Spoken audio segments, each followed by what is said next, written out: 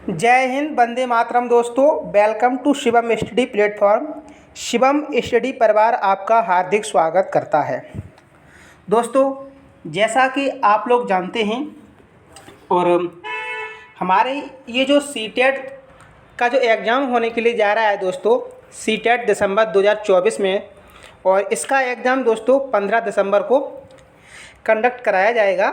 और उसी के लिए दोस्तों हम आपको, जो मैंने जैसे वादा किया था आपसे दोस्तों, कि हम जितने भी प्रीवियस ईयर क्वेश्चन हैं पांचों सब्जेक्ट के, हम प्राइमरी की बात कर रहे हैं, और दोस्तों इसी के साथ साथ में हम जूनियर का भी प्रैक्टिस सेट कराएंगे।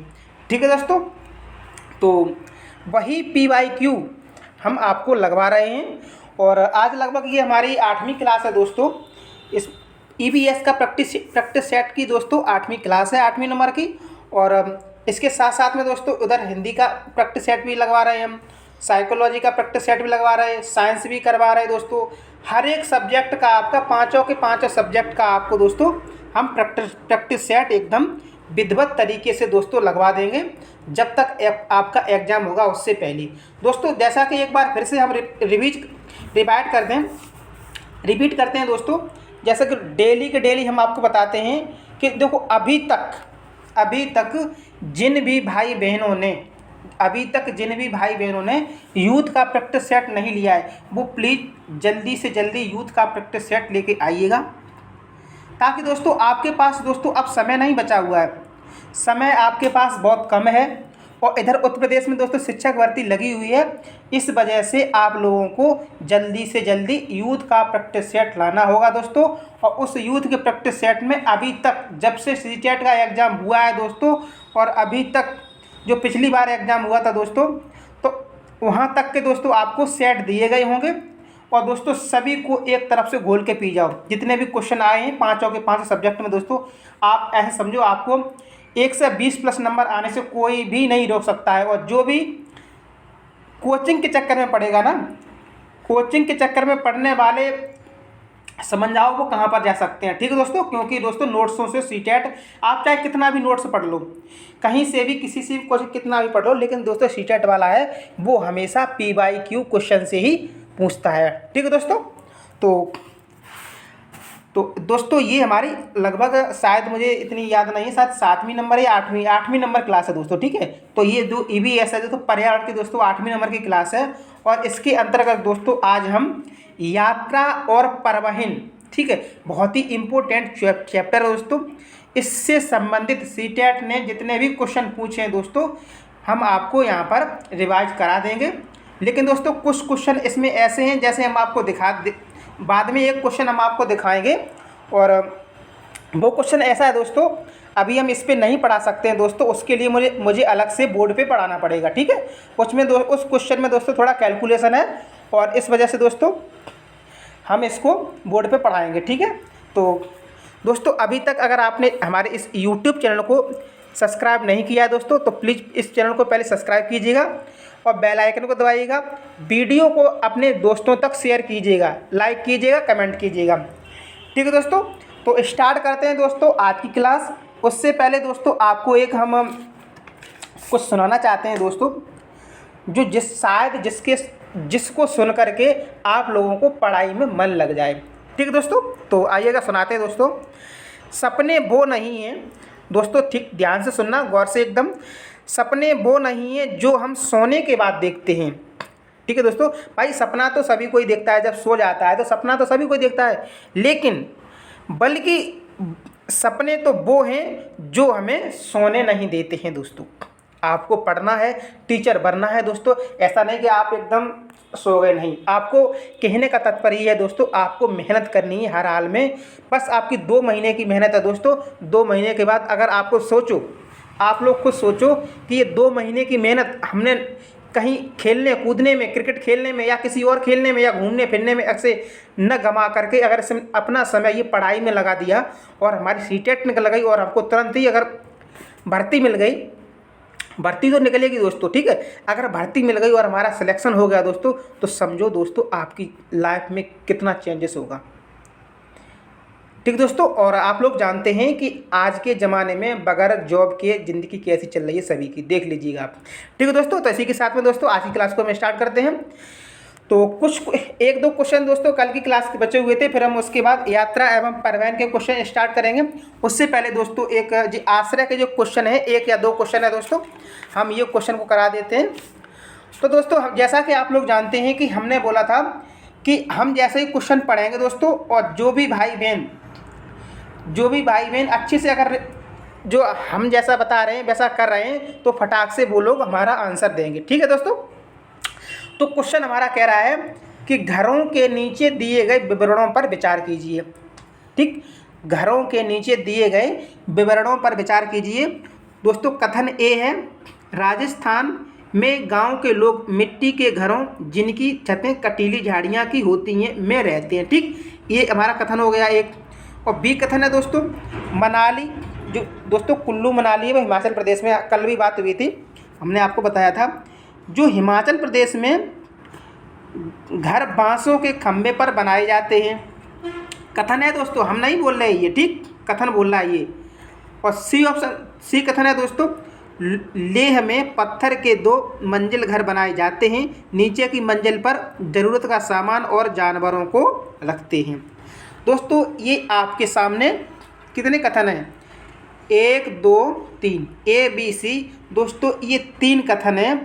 अब इनमें से सही कथन कौन सा है? ठीक, क्या ये तीनों के तीनों सही कथन है, या मतलब कौन सा कथन दोस्तों इसमें सही है, उसको आपको नीचे जवाब देना है। ए ऑप्शन हमारा कह रहा है ए और सी, और बी ऑप्शन कह रहा है केवल सी, और इधर ऑप्शन है तो दोस्तों सी ऑप्शन कह रहा है ए और बी, और डी ऑप्शन कह रहा है बी और सी। ठीक है दोस्तों, तो फटाफट दोस्तों आप लोग सी और डी ऑप्शन को देख लीजिएगा, ए और बी और सी। ठीक, उसके बाद हम इस स्लाइड पे आते ताकि आपको पढ़ने में आसानी रहे। ठीक है, तो मुझे फटाफट आप लोग कमेंट बॉक्स में इसका जवाब दीजिएगा कि क्वेश्चन नंबर जो 16 आपको दिख रहा है आश्रय वाला क्वेश्चन है दोस्तों, इसका आंसर क्या है। बहुत ही सरल आंसर है दोस्तों। कल हमने बहुत ही लगभग 40 मिनट की क्लास ली है दोस्तों, और बहुत ही अच्छे से आप लोगों को समझाया है। अगर आप लोगों ने मेरी कल वाली क्लास अगर देखी होगी तो ये आज का क्वेश्चन आप एकदम फटाफट से कर लेंगे। ठीक, तो दोस्तों इसका हमारा, हमको उस साइड पे जाने की ज़रूरत नहीं है, इसका हमारा ए सही आंसर हो जाएगा। यानी कि जो हमारे कथन दिए गए हैं, ठीक है, तो जो घरों के संदर्भ में, घरों के बारे में जो कथन दिए गए हैं, तो वो कथन हमारा ए कथन और सी कथन सही है, और जबकि हमारा बी कथन हमारा गलत है। ठीक, ए कथन दोस्तों और सी सही है। देखो दोस्तों एक बार हम फिर से आप लोगों को बता दे रहे हैं, राजस्थान में गांव के लोग मिट्टी के घरों में रहते हैं जिनकी छतें कटीली झाड़ियाँ की होती हैं में रहते हैं। ठीक है दोस्तों, जो जाहिर सी बात है दोस्तों, वहाँ पर देखो जब रेगिस्तान है तो वहाँ पर दोस्तों कटीली झाड़ियाँ होंगी। जब कटीली झाड़ी की बात करें तो आप लोग राजस्थान में पहुँच जाना, क्योंकि दोस्तों कटीली झाड़ियाँ राजस्थान में ही होती हैं। उसके अलावा मतलब होती यूपी में भी, लेकिन इतनी नहीं होती जितनी वहाँ पर होती हैं। अब हम बात करते हैं दोस्तों बी ऑप्शन की, जो हिमाचल प्रदेश है दोस्तों, वहाँ पर जो घर बनाए जाते हैं बांसों के खम्भे के नहीं होते हैं। ये जो बांस के खम्भे के दोस्तों घर होते हैं वो असम राज्य में बनाए जाते हैं, हमने दोस्तों आपको कल बताया था। अब हम आते हैं सी ऑप्शन पे। सी ऑप्शन दोस्तों हमारा क्या कह रहा है, देखो जो लेह लद्दाख में दोस्तों पत्थर के 2 मंजिल घर बनाए जाते हैं, नीचे की मंजिल पर ज़रूरत का सामान और जानवरों को रखते हैं। ठीक है दोस्तों, तो ये जो लेह वाला दोस्तों है, हमने आपको कल बहुत अच्छे से समझाया था। मैंने बोला था जो लद्दाख में दोस्तों घर बनाए जाते हैं तो नीचे की मंजिल के दोस्तों वो क्या करते हैं, कोई मतलब रोशनदान वगैरह कुछ भी नहीं लगाते, बिल्कुल बंद रखते हैं, ताकि दोस्तों अंदर ज़रूरत का सामान और जानवरों को रख सके, क्योंकि वहाँ पर सर्दी ज़्यादा होती है। ठीक है दोस्तों, तो ये था क्वेश्चन नंबर 16 का हमारा ए ऑप्शन। कथन आपको अच्छे से समझ में आ गए होंगे। कल वाली क्लास दोस्तों आप लोग जरूर लेना, क्योंकि दोस्तों सीटेट है दोस्तों, आश्रय से संबंधित ये क्वेश्चन आपको, मैंने जो ये क्वेश्चन जो कराए हैं दोस्तों, आपको ये 100% एग्जाम में रखे हुए मिलेंगे। आप लोग देख लेना जब आप एग्ज़ाम देने के लिए जाएंगे। और ऐसा कोई क्वेश्चन नहीं है जो, देखो ये क्वेश्चन है, ये 2019 में क्वेश्चन आया हुआ है, और दोस्तों ये क्वेश्चन रिपीट होते रहते हैं, इसीलिए हम ये क्वेश्चन आपको करा रहे हैं। ठीक है दोस्तों, अब आते हैं हम नेक्स्ट क्वेश्चन पे। तो नेक्स्ट क्वेश्चन दोस्तों हमारा क्या कह रहा है, आश्रय से ही संबंधित है दोस्तों। एक क्वेश्चन और है, फिर इसके बाद दोस्तों हम यात्रा एवं परिवहन पर चलते हैं। तो ये हमारा क्वेश्चन नंबर 17 है दोस्तों। अभी 16 करा दिया था, अभी इसका नंबर आपके सामने नहीं आया, कोई बात नहीं। क्वेश्चन पूरा आपके सामने लिखा है और चारों के चारों ऑप्शन है। एक बार क्वेश्चन को हम पढ़ रहे हैं, फिर उसके बाद आप लोग इसका आंसर दीजिएगा। क्वेश्चन क्या कह रहा है दोस्तों, किसी पर्वतीय क्षेत्र में प्रेक्षण करने पर यह पाया गया, ठीक है, प्रेक्षण का मतलब आप लोग समझ रहे हो कि यानी कि किसी पर्वतीय वहाँ पर गए और वहाँ पर जो जब देखा गया, पाया गया, क्या पाया गया कि लोगों ने अपने घर पत्थर, मिट्टी, लकड़ी और चूने से बनाए। ठीक, यह घर 2 मंजिल हैं। नीचे की मंजिल पर जानवरों को रखते हैं तथा ज़रूरत का सामान भी इकट्ठा करके रखते हैं। वे स्वयं पहली मंजिल पर रहते हैं। सभी घरों की छतें समतल हैं तथा इन्हें पेड़ों के मोटे तलों से बनाया गया है। यह पर्वतीय क्षेत्र नीचे दिए गए किस प्रदेश का भाग है? दोस्तों अभी हमने आप लोगों को बताया था, अभी इससे पहले जो हमने क्वेश्चन दोस्तों कराया था वो आपको बताया था। शायद अगर आपने थोड़ा सा भी ध्यान दिया होगा तो आप लोगों का क्वेश्चन ये सही हो गया होगा। ठीक है, तो ये क्वेश्चन है दोस्तों इसमें जम्मू और कश्मीर का। भाई जम्मू कश्मीर और लद्दाख पहले एक ही तो था भाई, अब ये चेंज हो गए हैं, तो इसलिए हमारा ये इसमें सी ऑप्शन सही हो जाएगा, जम्मू और कश्मीर। आइएगा नेक्स्ट क्वेश्चन पे आते हैं। अब दोस्तों आइएगा, अब हम आते हैं जो यात्रा और परिवहन पर सीटेट जो क्वेश्चन पूछता है आप लोगों को। हम यहाँ पर यात्रा और दोस्तों इसी एक ही वीडियो में दोस्तों यात्रा और परिवहन के क्वेश्चन समाप्त हो जाएंगे आपके। ठीक है, आपको दूसरी वीडियो की ज़रूरत नहीं पड़ेगी। और आप लोग बहुत ही ध्यान से, और मैंने आपको कुछ बता दिया है कि कुछ क्वेश्चन इसमें दोस्तों छूटे गए हैं। लगभग 5-6 क्वेश्चन ऐसे हैं जो जिनमें कैलकुलेशन आपको बतानी पड़ेगी, मतलब वो मैथ पर आधारित हैं, चाल दूरी समय वाले। तो दोस्तों आप टेंशन मत लीजिएगा, उसे हम बोर्ड पे समझाएंगे बहुत ही अच्छे से, क्योंकि दोस्तों यहाँ पर इतना समझाना मुमकिन नहीं था, इस वजह से हमने वो क्वेश्चन छोड़ दिए हैं।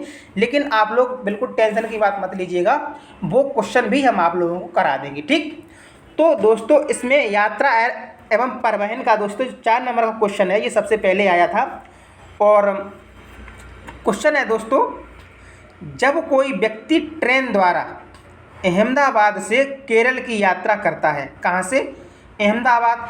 दोस्तों आप लोगों को मालूम है अहमदाबाद कहाँ पर है? गुजरात में। तो गुजरात की राजधानी कहाँ है? अहमदाबाद। यानी कि अहमदाबाद से केरल की यात्रा करता है, तब वह अनेक सुरंगों को पार करता है। ये सुरंगें पर्वतों में हैं। कौन कौन से पर्वतों में दोस्तों? देखो दोस्तों, एक हम आप लोगों को राय देते हैं, आप लोग ज़्यादा नहीं, बस 50-60 रुपये और खर्च कर लीजिएगा। आप लोग क्या करें, एक इंडिया का मैप लेके आइएगा, इंडिया का मैप लेके आइएगा दोस्तों, क्योंकि दोस्तों मैप से संबंधित आपको लगभग सीटेट में दोस्तों 5 या 6 क्वेश्चन रखे मिल जाएंगे।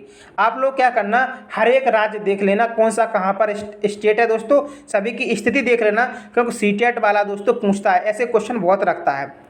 ठीक है, जैसे दोस्तों एग्जाम्पल के तौर पे हम आप लोगों को बता दें, जैसे सीटेट वाला क्वेश्चन ऐसे पूछेगा, ऐसे बिहार राज्य ले लिया या मतलब बिहार राज्य ले लो, तो वो ये पूछेगा कि जो अहमदाबाद है, मतलब क्वेश्चन हम बना रहे हैं, मतलब ऐसे पूछ सकता है, जैसे अहमदाबाद है वो बिहार के किस साइड में है, किस दिशा में है?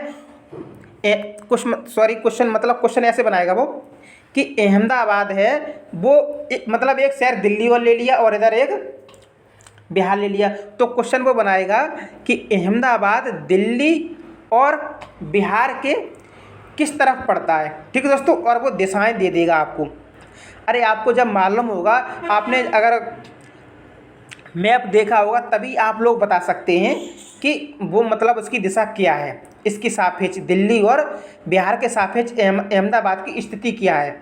ठीक है, तो वो जब आपने मैप में देखा होगा तभी वो आप बता सकते हैं, वैसे आप नहीं बता सकते हैं। ठीक है दोस्तों, तो ये क्वेश्चन दोस्तों फटाफट मुझे इसका आंसर दीजिएगा कि यानी कि जब कोई व्यक्ति ट्रेन के द्वारा, किसके द्वारा? ट्रेन के द्वारा अहमदाबाद से केरल की तरफ जाता है तो वह अनेक सुरंगों को पार करता है। ये सुरंगें हैं विंध्याचल, ए ऑप्शन है विंध्याचल, बी है अरावली, सी है पश्चिमी घाट और डी है पूर्वी घाट। सभी को मालूम है दोस्तों, कहाँ से जाएगा वो? फटाफट दोस्तों मुझे इसका आंसर दीजिएगा। तो दोस्तों वो जाएगा पश्चिमी घाट होते हुए। देखो दोस्तों विंध्याचल ये तो जाएगा नहीं, ये मध्य प्रदेश में। तो मध्य प्रदेश में क्या करेगा, वहाँ वहाँ तो नहीं जाएगा। अरावली पर्वत ये राजस्थान में ऊपर क्या करेगा जाकर के, पूर्वी घाट वहाँ क्यों जाएगा, क्योंकि केरल तो हमारा पश्चिमी घाट पे ही है। तो दोस्तों पश्चिमी घाट होते हुए वो जाएगा। ठीक, अब आते हैं दोस्तों क्वेश्चन नंबर 6 पे। 6 नंबर क्वेश्चन क्या कह रहा है, अगर चाहे तो दोस्तों आप लोगों को थोड़ा 1 मिनट के लिए हम इसमें बता देते हैं। देखो विंध्याचल पर्वत मध्य प्रदेश एवं उत्तर प्रदेश पर में स्थित है। अरावली पर्वत श्रेणी राजस्थान में स्थित है तथा पूर्वी घाट आंध्र प्रदेश तथा तमिलनाडु का समुद्री तट है। पश्चिमी घाट पर महाराष्ट्र राज्य स्थित है, इसलिए अहमदाबाद से केरल की यात्रा करने पर पश्चिमी घाट के सुरंगों से होती हुई ट्रेन जाएगी। ठीक है, अब हम आते हैं नेक्स्ट क्वेश्चन पे। क्वेश्चन नंबर 6, गुरप्रीत, एक गुरप्रीत नाम का है, तो पहली बार रेलगाड़ी से नई दिल्ली से चेन्नई गया। ठीक, जो गुरप्रीत है वो पहली बार कहाँ से, नई दिल्ली से चेन्नई। आप लोग समझ सकते हैं चेन्नई कहाँ पर है, तमिलनाडु में है, और नई दिल्ली तो आप लोग जानते हैं। ठीक, अपनी रेल यात्रा में उसकी गाड़ी के द्वारा निम्नलिखित में से किस नदी को पार करने की संभावना नहीं है। दोस्तों नहीं वाले क्वेश्चन आप लोग बहुत ही सावधानी से करना, नहीं वाले क्वेश्चन आप लोगों को बहुत ही सावधानी से करना।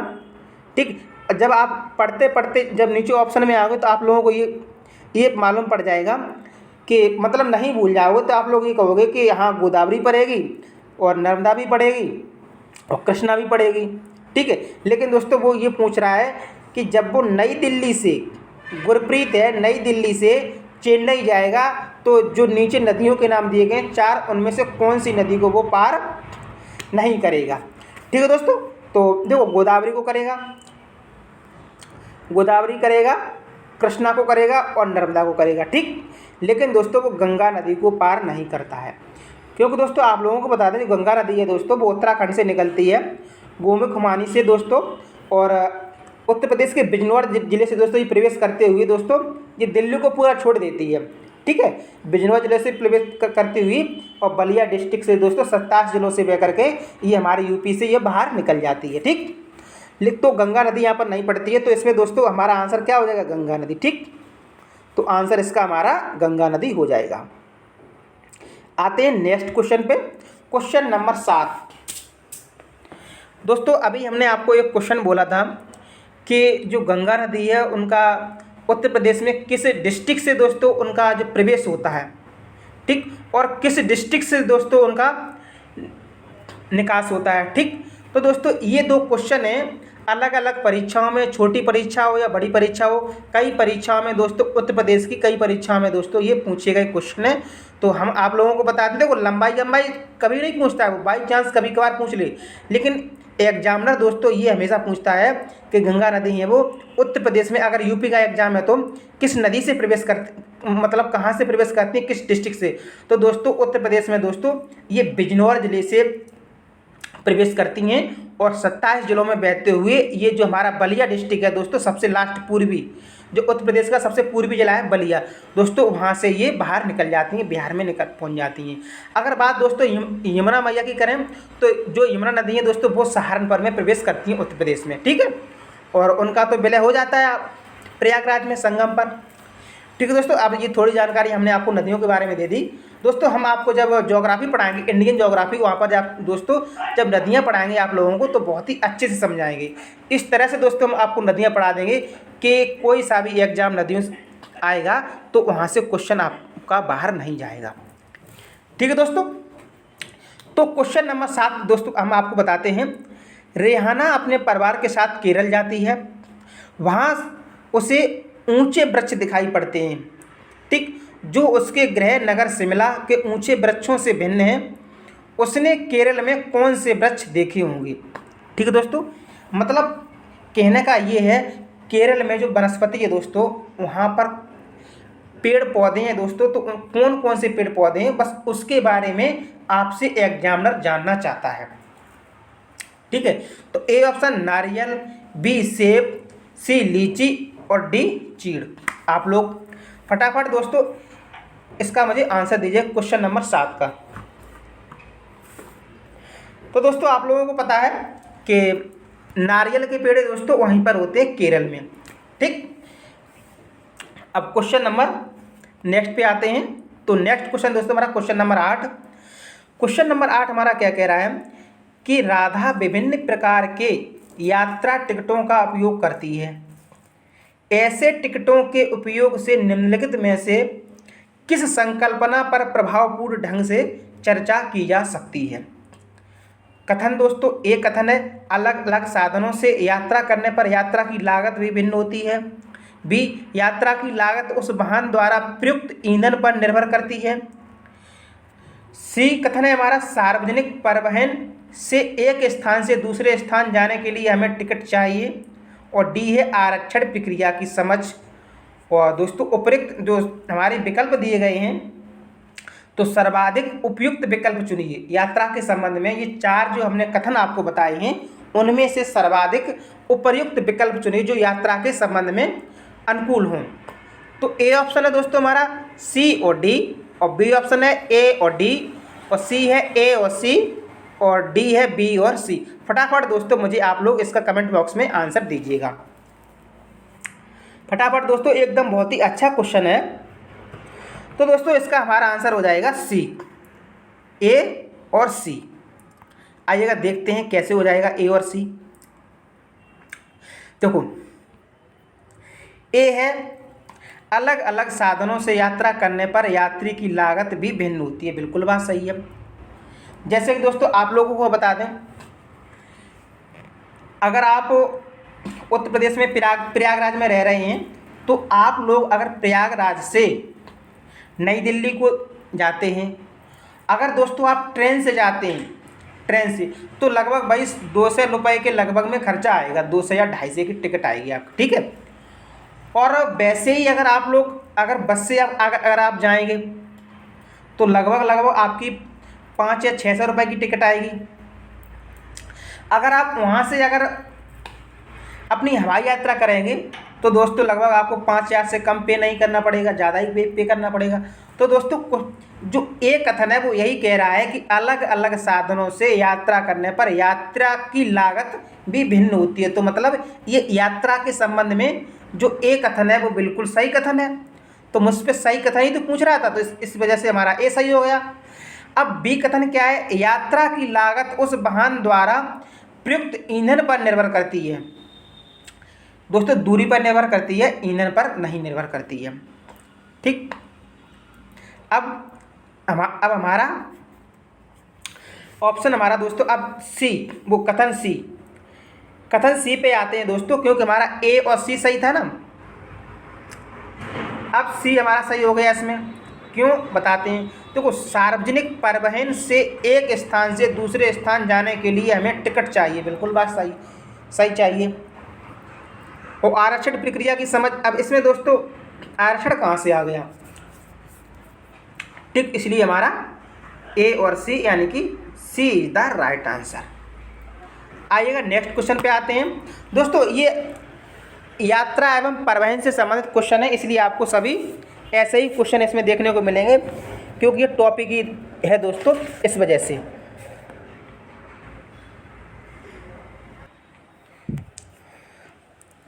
दोस्तों जो सफलता का यशस्वी भव तिलक लगाने के लिए मेहनत रूपी तपस्या करनी ही पड़ती है।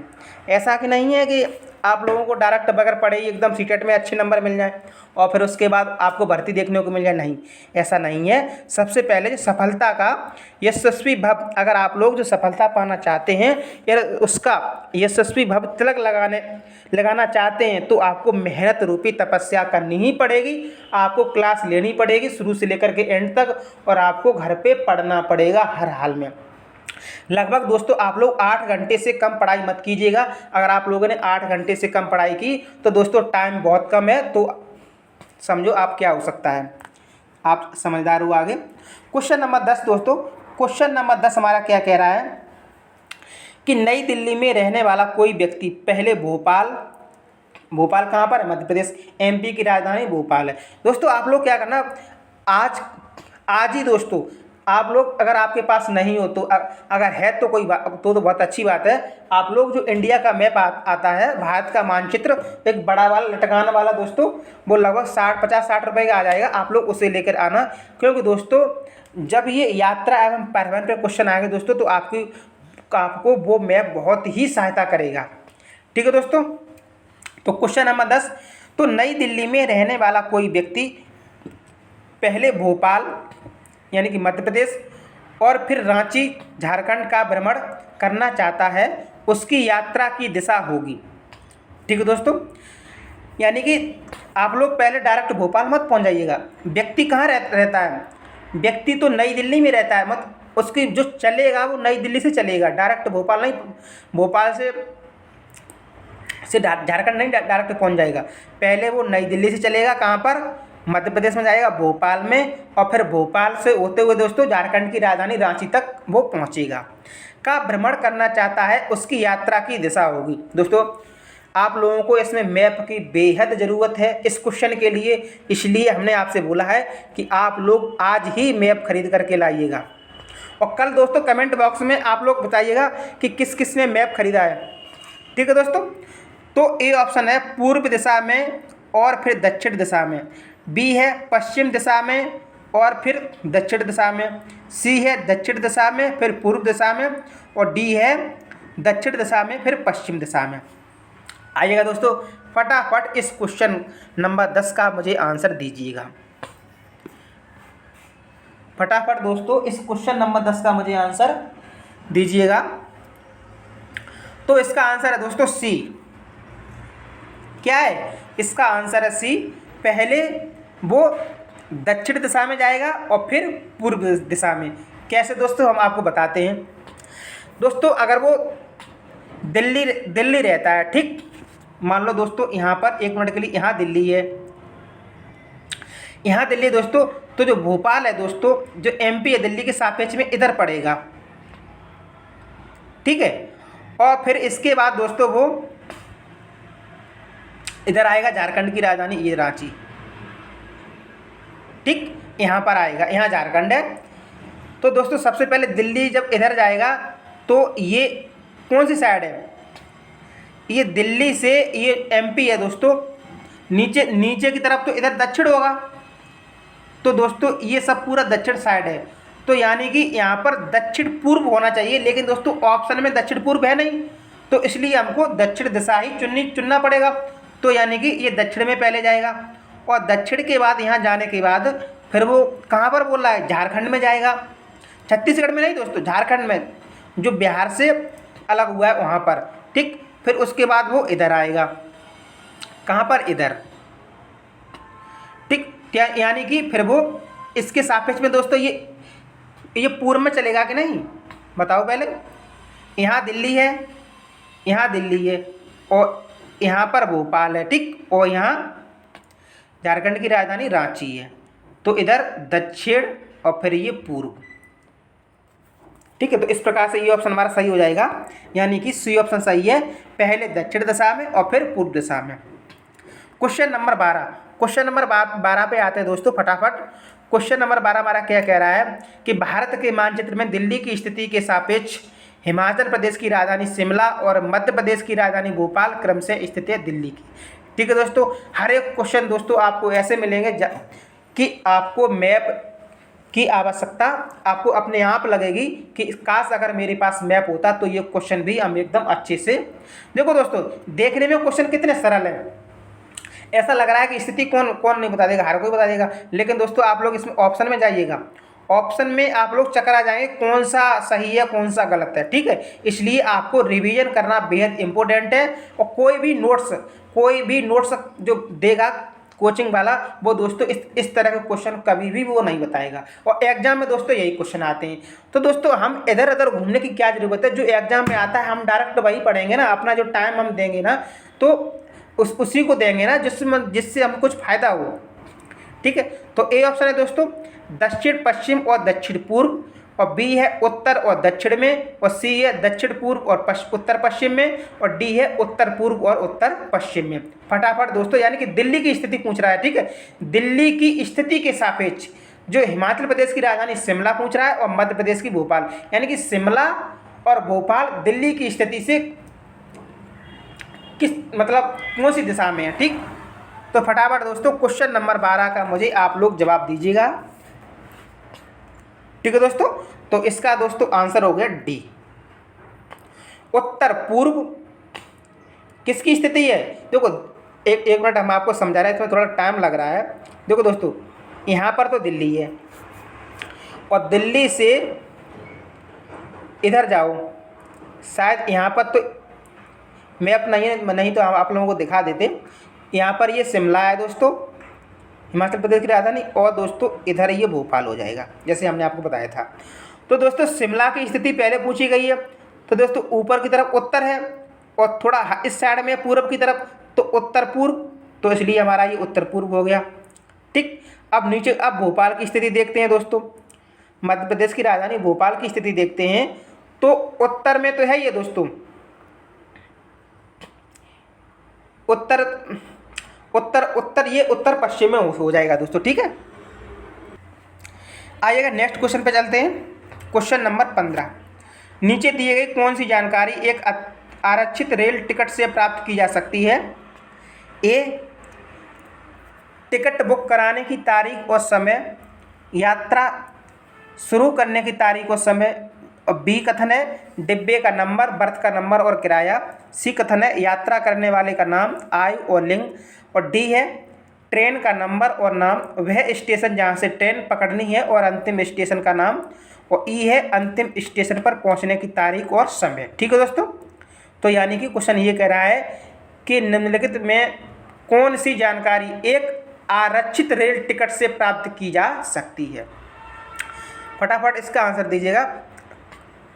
तो क्वेश्चन नंबर 15, तो क्वेश्चन नंबर 15 का दोस्तों सी ऑप्शन सही हो जाएगा, सी, यानी कि ए बी डी और ई, यानी कि इसमें सी छूट जाएगा और सभी के सभी सही। क्वेश्चन नंबर 16, गांधीधाम गुजरात का रहने वाला कोई व्यक्ति पहले भोपाल और फिर हैदराबाद यानी कि आंध्र प्रदेश जाना चाहता है, उसके सफ़र की दिशाएं। दोस्तों देखो सभी क्वेश्चन दोस्तों ये दिशाएं से संबंधित ही क्वेश्चन इसमें पूछ रहा है, इसलिए बेहद इम्पोर्टेंट है आपके लिए मैप। ठीक, तो ऑप्शन ए पहले दक्षिण दिशा में और फिर पूर्व दिशा में, और बी ऑप्शन पहले पूर्व दिशा में और फिर दक्षिण दिशा में, और सी ऑप्शन है पहले पश्चिम दिशा में और फिर दक्षिण दिशा में, और डी है पहले दक्षिण दिशा में और फिर पश्चिम दिशा में। क्वेश्चन नंबर 16, क्वेश्चन नंबर 16 का दोस्तों फटाफट मुझे जवाब दीजिएगा। तो इसका हमारा हो जाएगा बी ऑप्शन, पहले पूर्व दिशा में और फिर दक्षिण दिशा में। ठीक है दोस्तों, आप लोग मैप में देख लेना, यही आंसर निकलेगा। क्वेश्चन नंबर 18 पे आते हैं। तो नीचे दिए गए कर्तव्यों उत्तरदायित्वों का अध्ययन कीजिए। अन्य लोगों का सामान उठाने में मदद करना, बी कथन है पूरे ग्रुप के आगे चलना ताकि ग्रुप पीछे पीछे चले, सी कथन है जो चल न पाए उसे रुकने के लिए कहना, और डी साथी के बीमार होने पर उसका ध्यान रखना और सबके लिए खाने पीने का इंतजाम करना, और ई ऑप्शन है रुकने और आराम करने के लिए अच्छी जगह ढूंढना। ठीक है, अब क्या है देखो, माउंटेनियरिंग में ग्रुप लीडर की जिम्मेदारी का उपयुक्त में से कौन चुनाव कीजिए। मतलब इतनी जो यात्रा के विषय में ये बातें बताई गई हैं, तो अगर आप ग्रुप लीडर हो तो मतलब आप लोग क्या क्या कर सकते हो, जो वहाँ पर कथन दिए गए हैं आप लोगों को कथन बता दें, अभी बता दिए हमने। ठीक, तो ए ऑप्शन है ए डी और ई, बी है ए बी और सी, और बी है वो सी है बी सी तथा डी, और डी ऑप्शन है सी डी तथा ई। फटाफट दोस्तों क्या क्या आप लोग इसमें अपनाएंगे यदि आप किसी ग्रुप के लीडर हैं, जो जहाँ पर यानी कि टूरिस्ट के रूप में कहीं आप घूमने गए हैं उसकी, तब क्या करोगे आप लोग। दोस्तों जो जितनी जल्दी आंसर दे देगा तो मुझे लगेगा उसकी तैयारी एकदम बेहतर है। ठीक, 18। तो दोस्तों 18 नंबर का दोस्तों हमारा ए सही हो जाएगा, ए डी और ई। देखते हैं क्या क्या है ए और डी में। तो ए डी और ई यानी कि दोस्तों अन्य लोगों का सामान उठाने में मदद करना, बिल्कुल बात सही है, करना चाहिए। और डी है साथी के बीमार होने का उसका ध्यान रखना और उसके लिए खाने पीने का इंतजाम करना, बिल्कुल करना चाहिए। और ई है रुकने और आराम करने के लिए अच्छी जगह ढूंढना। आइएगा नेक्स्ट क्वेश्चन। अब दोस्तों ये हिस्ट्री का क्वेश्चन है दोस्तों, और ये आपको यहाँ देखने को मिला है कहाँ पर, पर्यावरण में। क्योंकि दोस्तों पर्यावरण के अंतर्गत ही वो आजकल सब कुछ पूछता है।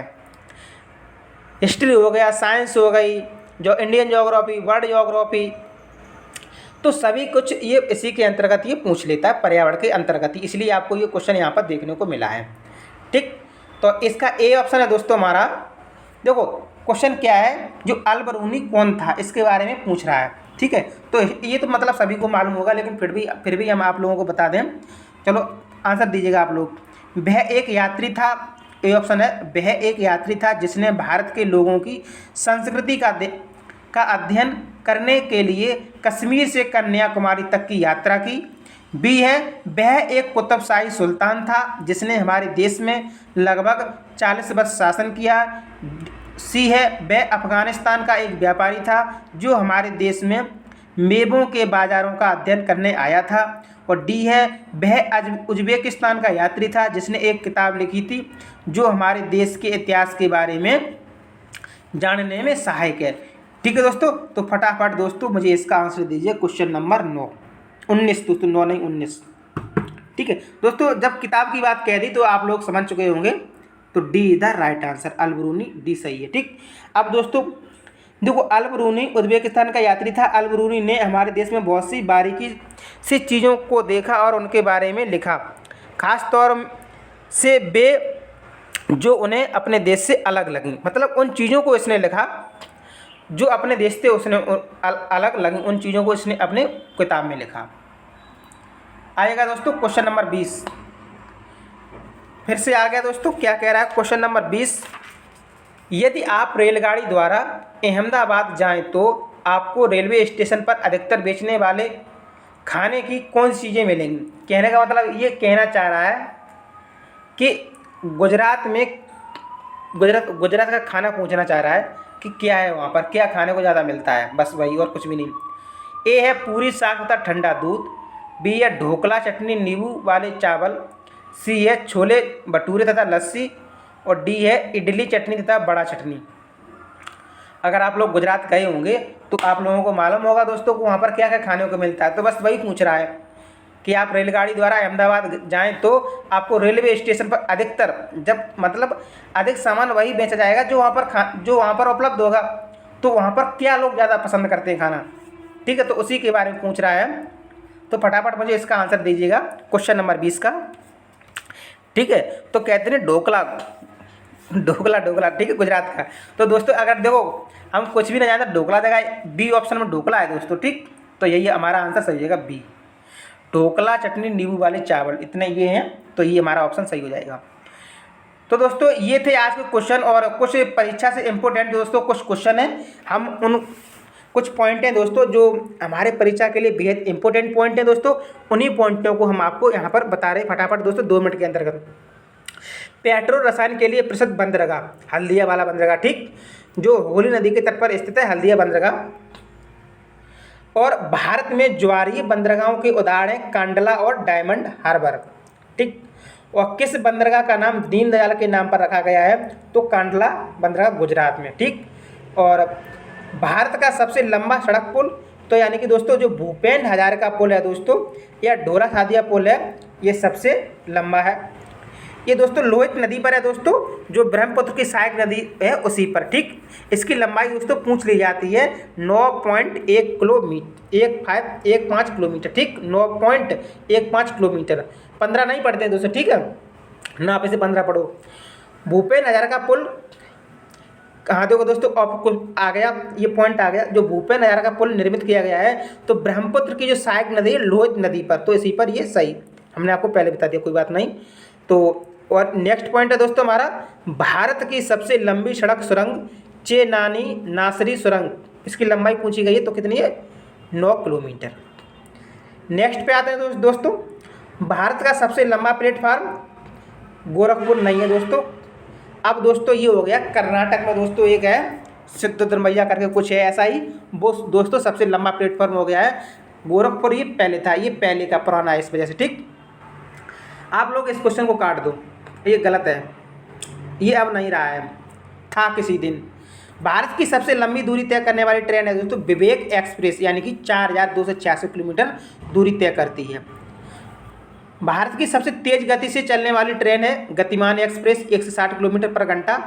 और भारत की सबसे लंबी रेल सुरंग यानी कि पीर पंजाल रेल सुरंग है जी जम्मू कश्मीर है दोस्तों, यानी कि 11.2 से 15 किलोमीटर, यानी कि 215 किलोमीटर।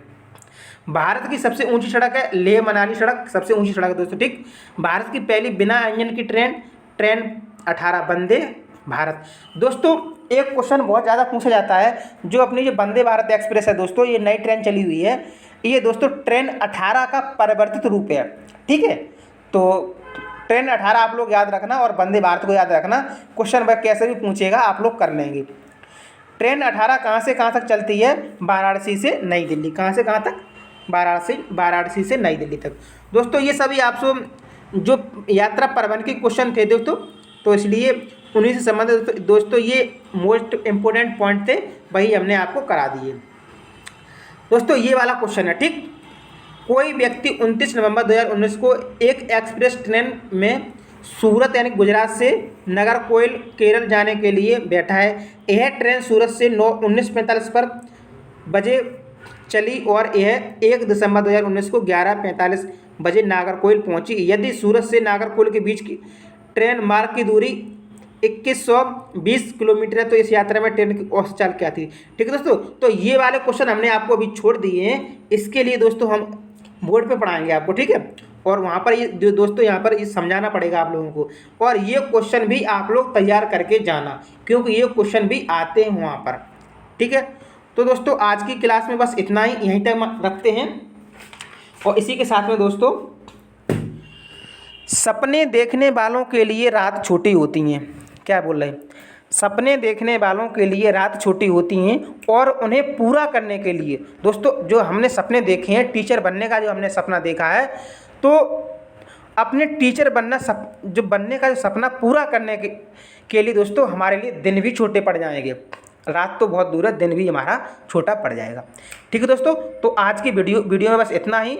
मिलते हैं नेक्स्ट वीडियो में, तब तक के लिए love you guys, thank you for watching this video.